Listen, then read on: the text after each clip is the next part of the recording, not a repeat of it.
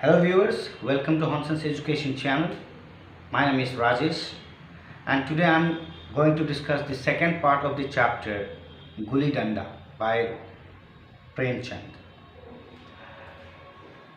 In our previous video we had discussed the first part in which the author played with Gaia. Yes, the author played with Gaia and finally Gaia hit the author with a stick. For the author refused to fill, he came up with many excuses. Finally Gaia got angry and then he hit the author with a danda. And then in order to make the things simple, Gaia came to his heels and then finally the author, he laughed and then he ran away from there. The next day what happened? The next day after this incident, the author's parents, they were transferred to a different town, to a different city. And then in the excitement of going to a different city, he forgot all about his friends or playmates. And then finally, with the passing of time, after 20 years, he got an opportunity to visit that same small town where he had spent his childhood days. Now, he had qualified as an engineer, and then when he got the opportunity, he came to that small town and he saw some boys were playing guli danda. So he called one of them and then he asked him, "Do you know a man called Gaia? Do you know a man named Gaia?" At this, the small boy, he answered, "You mean the groom?" The author said, "Maybe he is the same person, maybe." He was also not sure. The boy went and within no time the boy reappeared with a dark and short man. And seeing the dark and short man, the author, he could make it out within once that he was his old playmate, Gaia.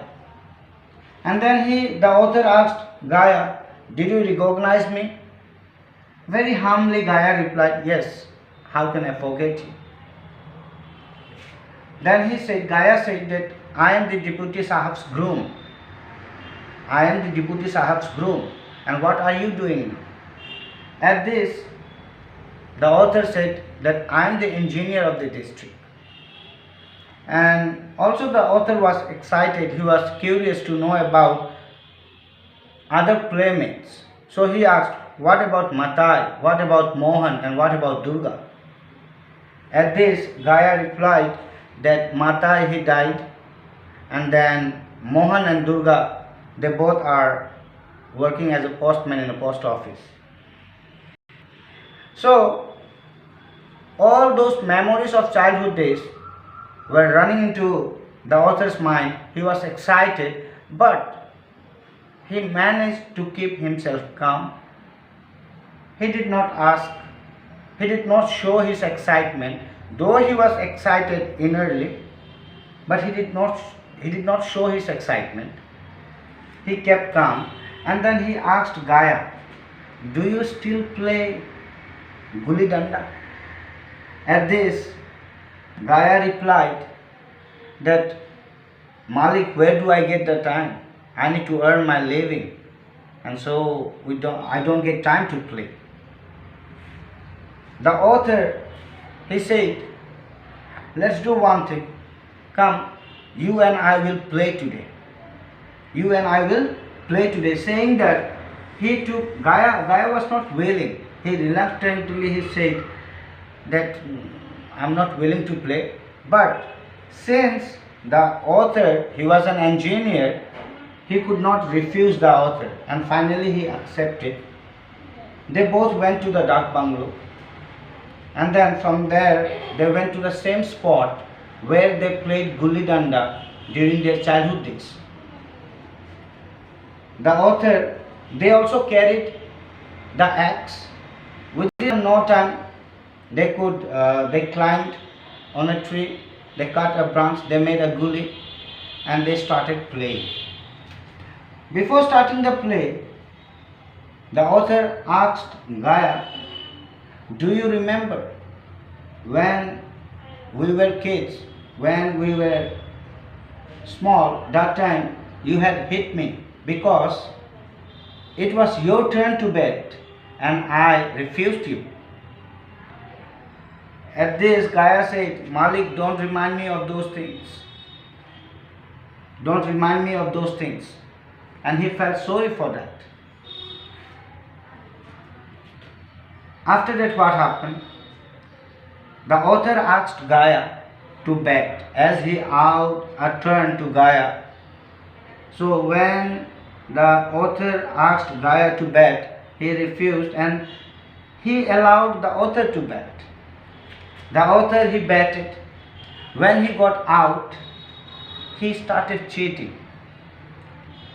Gaia, since he was a worker who earned his living on daily wages, though the author was out, and when the author came up with the excuse that no, it did not hit, he accepted whatever was being said by the author. Again, the second time, when the gully hit the danda, this time Gaia could hear the sound, and so the author too could hear the sound. But the author again, he refused.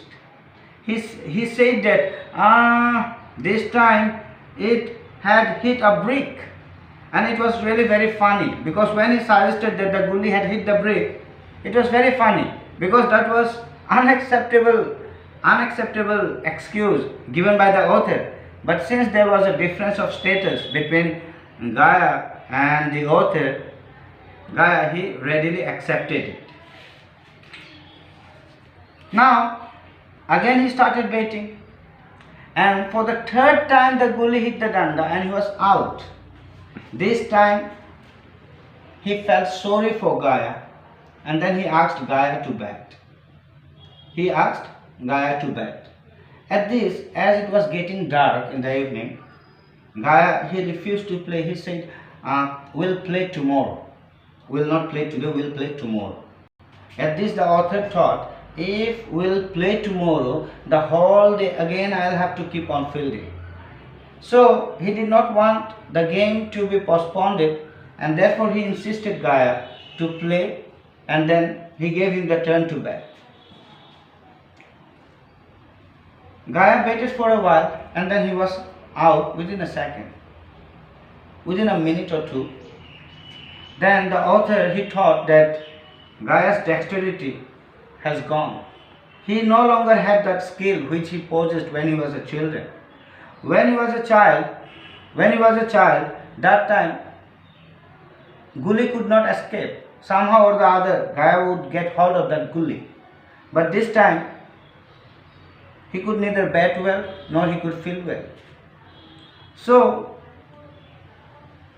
when he was out of generosity, the author asked Gaia to bet again. But he refused, and then he said, "It's getting dark, so we'll have to move." At the same time, after the game was over, Gaia informed the author that tomorrow there will be a gully danda match. If you are interested, I can tell all the players to come here. At this, the author, he was excited too. And then he said, "Okay, sure, you call everybody." So the next day, around 20 players gathered there. Out of those 20 players, the author, he could recognize some of his classmates, some of his playmates, and the rest were new youths, new young men, whom the author did not know. He came to the spot and he was watching the game. He was watching the game from his car, and that day, the way Gaia batted, the way he hit the gully, whenever he would hit the gully would fly exactly like an arrow in the air. So seeing how gracefully he was playing, some of the thoughts ran into his mind. Yesterday when I played, he could neither field well nor he could bat well. These thoughts were running in the mind, but he was amazed, he was really surprised to see how well he was playing. He had mastered the skill of playing this game. There was another young man who tried to cheat. There was a quarrel between them. Finally, the other man, when Gaia showed his anger, the other man, he had to accept it. He had to accept it, and after accepting, he took back his words, and then the author he thought, yesterday actually what sometimes what happens when we play with children, knowingly we pretend as if we are not a good player. Rather, we encourage the child that he or she is what? A good player. So now the author understood the previous day when they had played, they were playing means what? The author had played, but Gaia had only pretended to play. If he had betted or if he had played well, then it was for sure the author would have cried again, because he would not have been out, and then it was getting dark as well. So everything ran into his mind. Now the author understood that the difference between them has created all these things. Though he cheated, Gaia did not protest.